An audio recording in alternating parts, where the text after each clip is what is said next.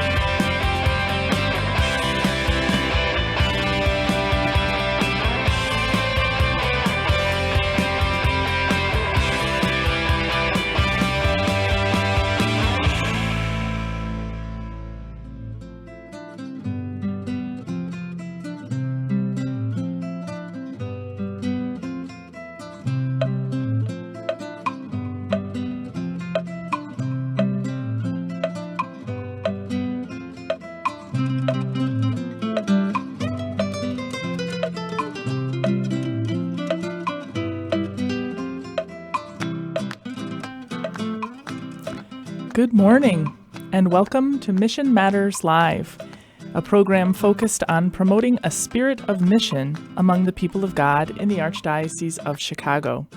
My name is Megan Mio. I'm the director of the Global Mission Office, and our engineer is Mike. You are listening to WNDZ 750 AM.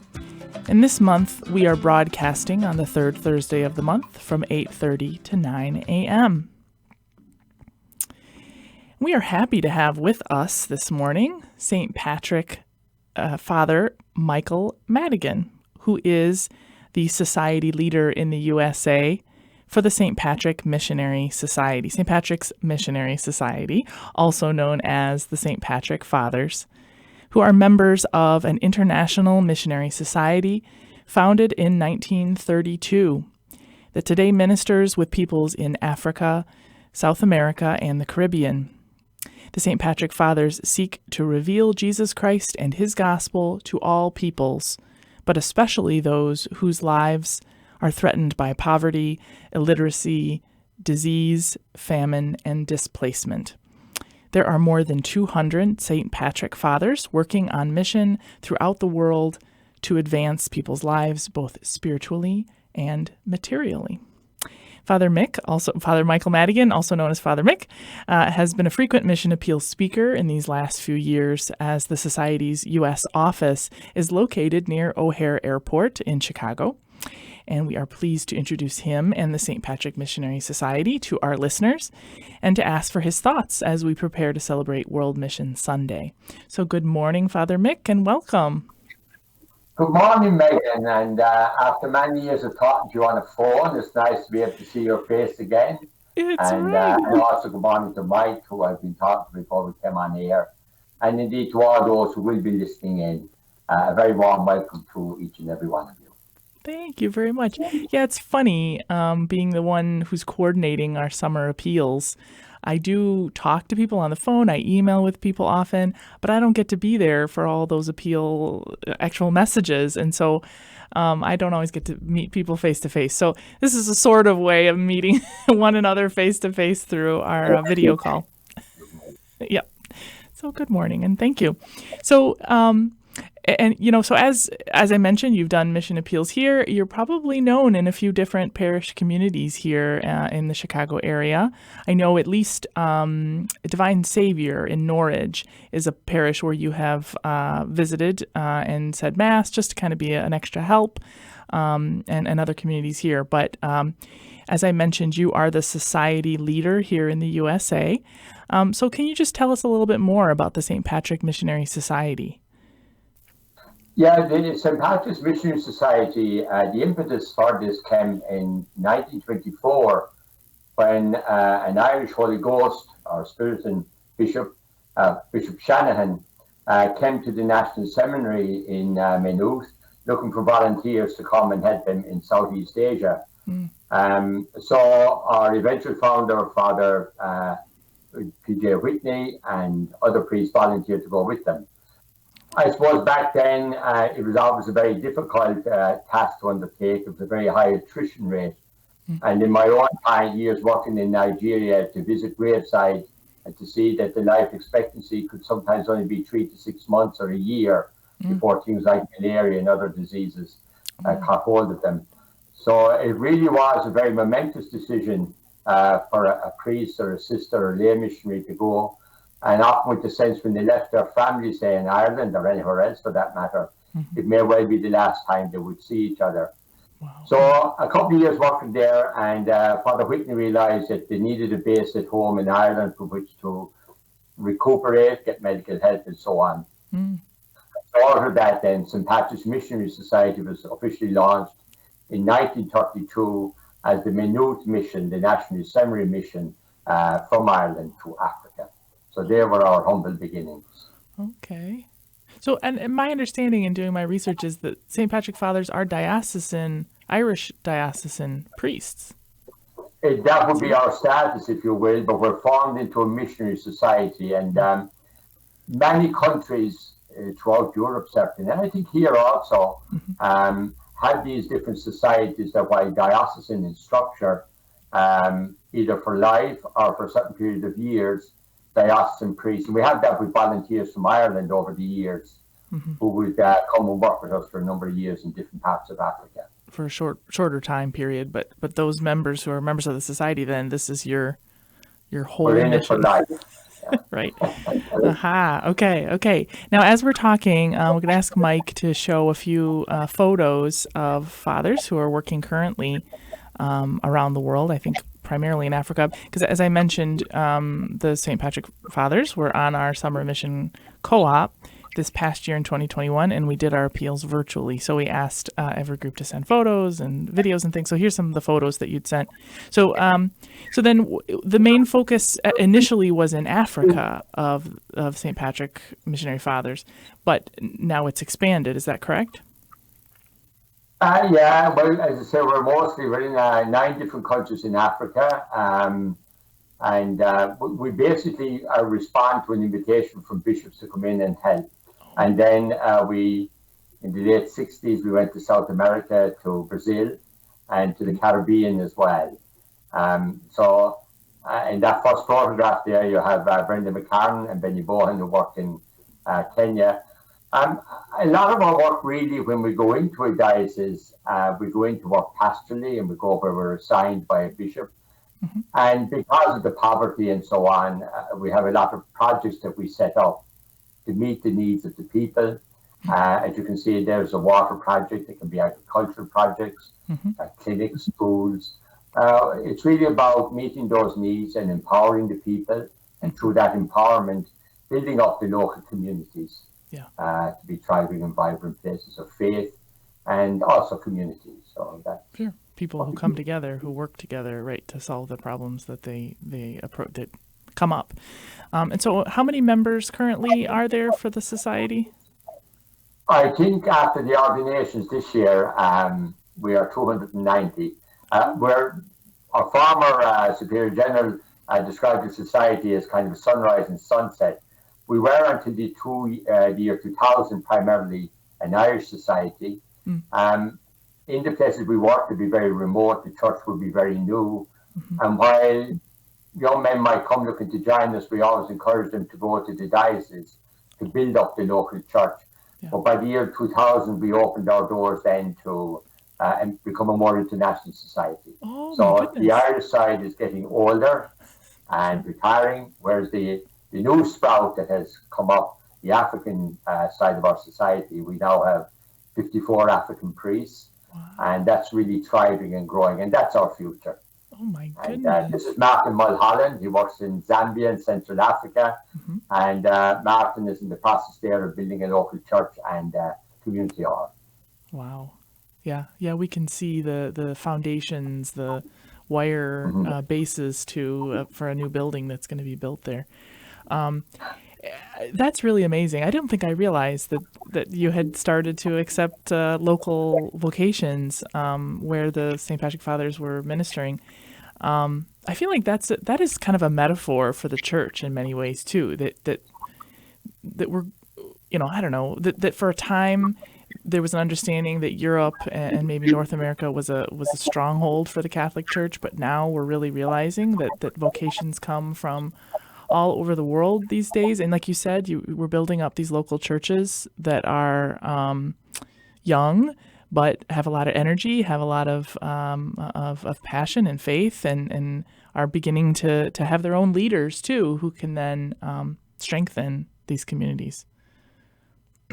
See that certainly, when I travel around the United States doing the mission appeals, all dioceses now you can see there's a much more international mix in terms of priests and volunteers. All the dioceses would have priests from Africa and India and South America. Yeah. So it's like a reverse mission. Maybe in the early years, the missions went out from Europe and America, but now as our church was a bit older, maybe country gets more secularized, then there is that reverse mission of the African church and the Asian church giving back and coming to minister here. And it really is, in a very wonderful way, the global face of the mission of the church.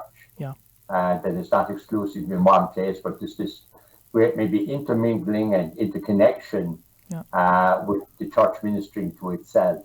Yeah, absolutely. That we have these different stages, these different phases, parts of our journey, and change sometimes can be scary, but it means that we're alive. It means that the church is growing and continuing to expand, which is the mission.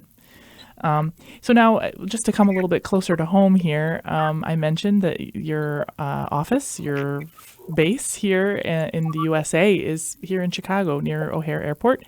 And you yourself have been here for some years. I know you also have another brother priest member who is local here, right? Yeah, Father Michael Moore, for anyone who's Irish and listening, he's from County Offaly in Ireland. I'm from County Limerick. And Mike has been here for a good few years also. So the society itself first came to Chicago in 1968. We were originally located down in Granville near Loyola University. But 10 years ago, we moved to out here to Cumberland Avenue near the airport. Okay. Yeah. All right. And then you've ministered here then locally with communities. Just to hear a little bit about that. What has been your experience? Well, very life-giving, I must say. But right from the inception of coming here in 1968, we've always had that role of ministering to the Irish-American community. Okay. And we draw a lot of our support and help from that community. And our role is mainly pastoral, if you like, maybe in a sacramental way, weddings, baptisms, funerals, hospital visitation, home visitation. And a very strong component part of the Irish-American community here takes the form of fundraising benefits. So maybe where someone has lost a loved one or somebody's in difficulty, and they're just a great community to come together and to put on fundraisers to raise money to help people out. So we'd be stuck in the middle of that as well. And it's all about connecting and ministering and I suppose being church together in that very practical way.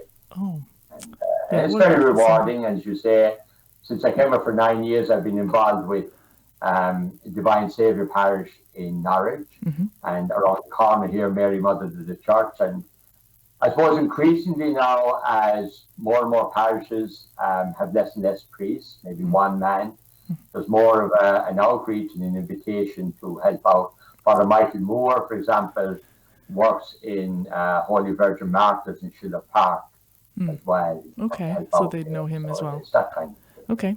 Well, you know what? It's time for our break now. The time is just flying by. But we'll be back in just a moment to continue our discussion with Father Mick, talking about St. Patrick Fathers and World Mission Sunday. So stay tuned. We'll be right back.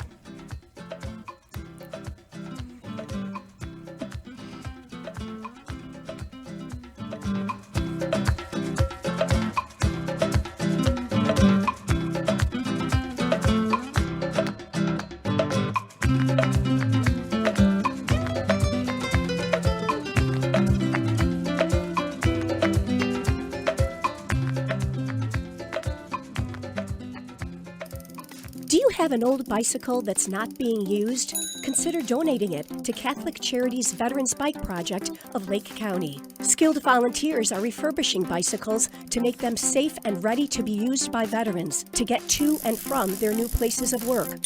We also gratefully accept financial contributions that are used to purchase bike helmets and other safety accessories. Our veterans have faithfully served the United States, and now it is our privilege to serve them. For more information on the Veterans Bike Project of Lake County, call 847-782-4219. That's 847-782-4219.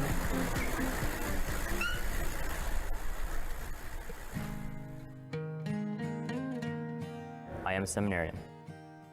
The church needs compassionate and well-trained priests to help guide each of us through life. What inspires me, what draws me always to the priesthood is continue to see priests be a beacon of hope for other people. You can play a part in the education of these young men as they prepare for a life of service to others. I want to be that beacon of hope too, and it sets my heart on fire.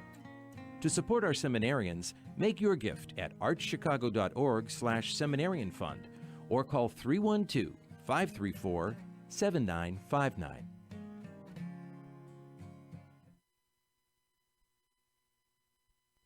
In recent weeks, many people have reached out to Catholic Charities to ask what we are doing to help our Afghan brothers and sisters. They also ask how they can join us in our work. Current estimates suggest that 50,000 refugees are headed to our shores in the coming weeks. Based on a decade of experience in refugee resettlement, we predict that it will cost $50,000 to resettle a family of 4 for 6 months. This includes housing, food, clothing, and other urgent needs as they establish new lives in Chicago. As Jesus tells us, "Whatsoever you do for the least of my people, that you do unto me." Please assist us as we welcome the first 10 families. Visit CatholicCharities.net to donate to our special refugee resettlement appeal, or call 312-948-6087.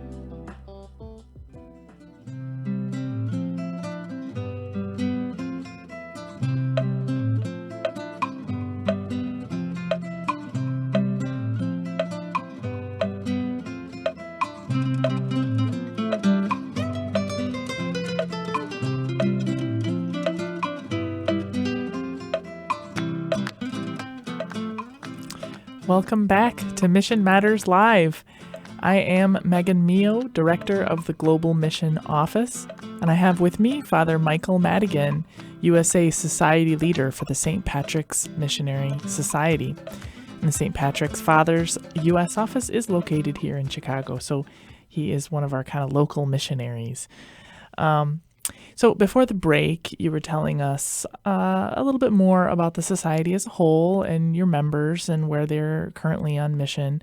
But I'd like us to talk a little bit more about you and your own experience. You mentioned briefly earlier that you had been on mission in Nigeria.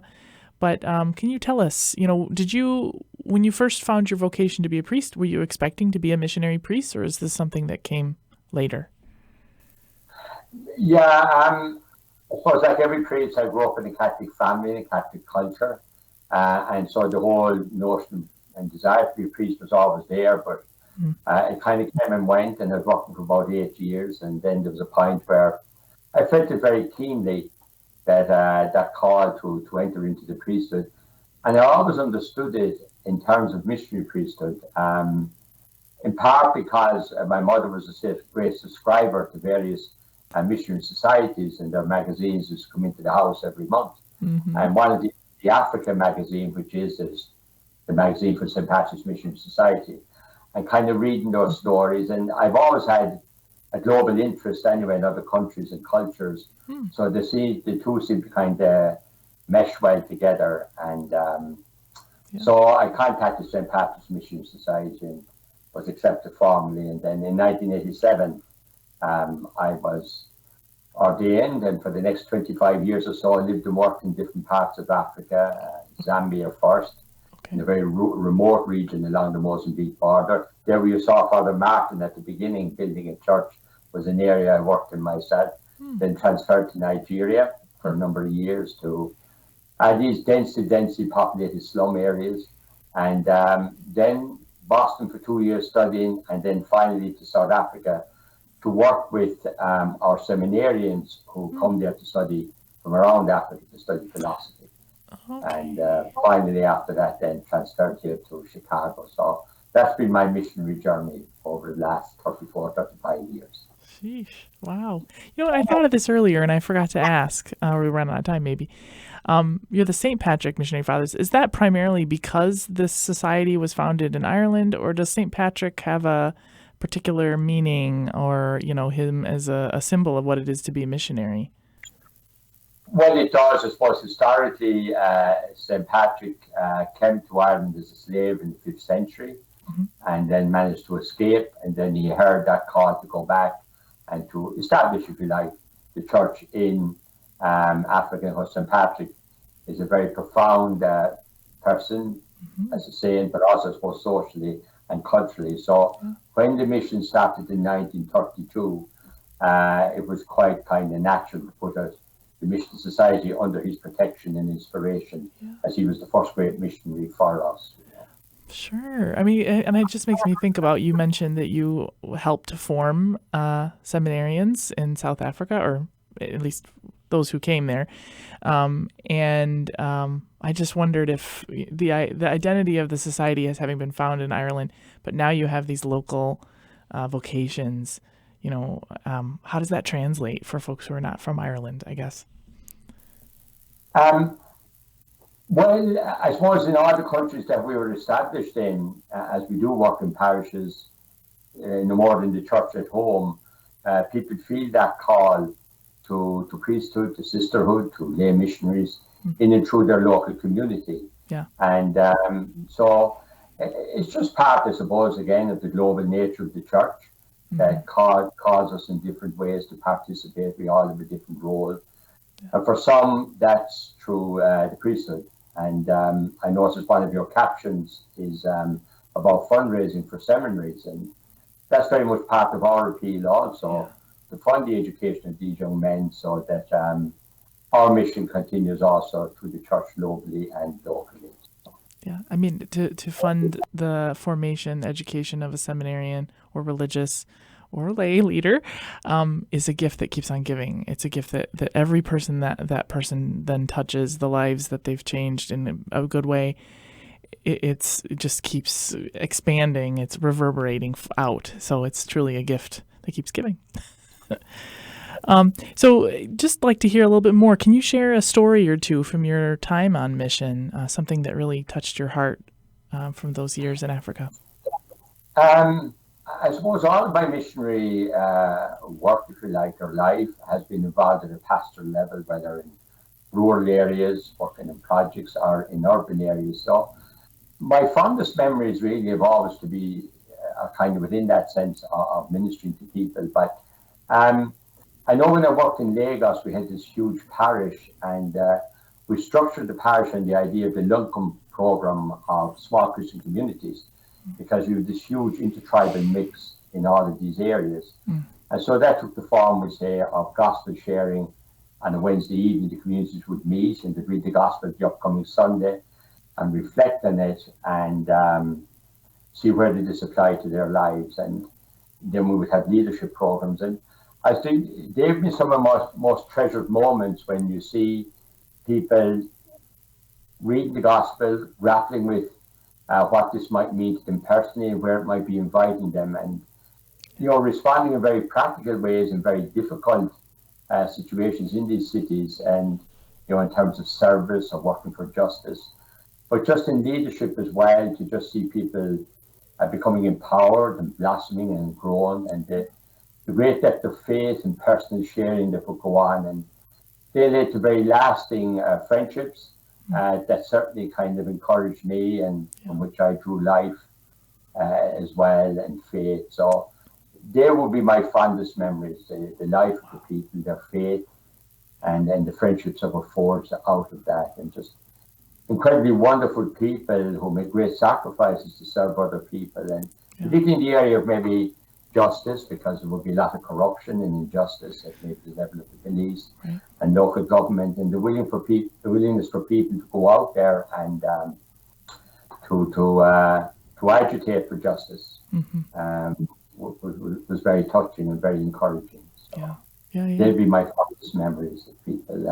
Wow. And, to work on projects and to see how they would empower people in themselves and how that empowerment would lead people to go out then and to be vibrant members of their own community. So it's all of that kind of thing of the gospel working in the lives of people and how that in turn helps people to grow and to nourish their own communities, Wow. And then all of our priests that African priests we do have come out of that kind of pastoral setting that they were inspired themselves as well in that way. Yeah.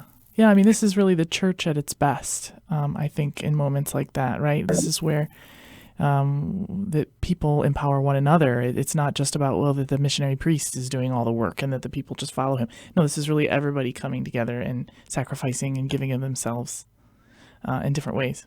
Such an important point, Megan, when I go around doing mission appeals, I suppose churches tend to be very local and we're very caught up in our own issues.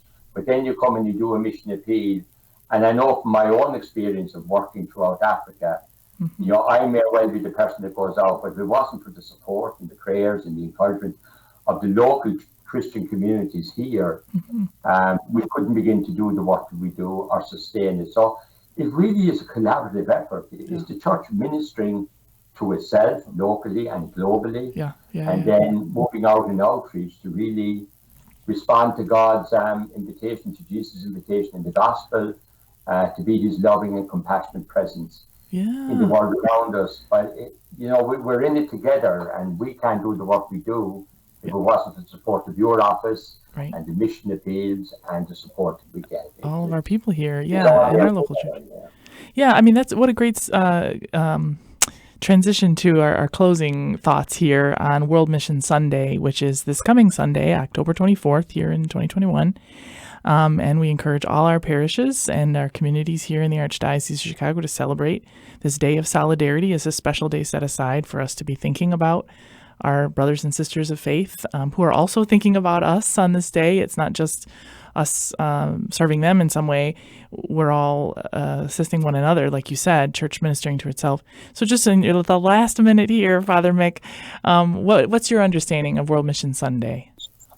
World Mission Sunday, I think, is a wonderful opportunity for us to just take a step back. As I say, we tend to live and think locally. Yeah. But, we belong to this beautiful, diverse, vibrant world community of faith that gives and shares so much. And we spoke earlier about that notion of reverse mission now, where you have priests and sisters come from Africa and Asia here to Europe and the United States. And that really is the face of what people have been supporting over the years. This is the fruit of people's generosity and prayer. Yeah. And so it's that wonderful intermixing and interaction. And World Mission Sunday gives us a chance to stand back and to realize that, it's a global church. We can often feel discouraged here because numbers are going down and we work to reverse that. But, at the same time, the bigger picture is it's in God's hands, and that church is very global, vibrant, and alive. Yeah, the Holy Spirit's working at all times. Well, thank you so much, Father Mick, for joining us and for sharing your experience and love of mission. To learn more about the St. Patrick's Missionary Society, I invite my listeners to please go to their website, stpatrickfathers.org, stpatrickfathers.org. And don't forget to tune in next month for more Mission Matters Live. Thank you for listening. And remember, always be on mission.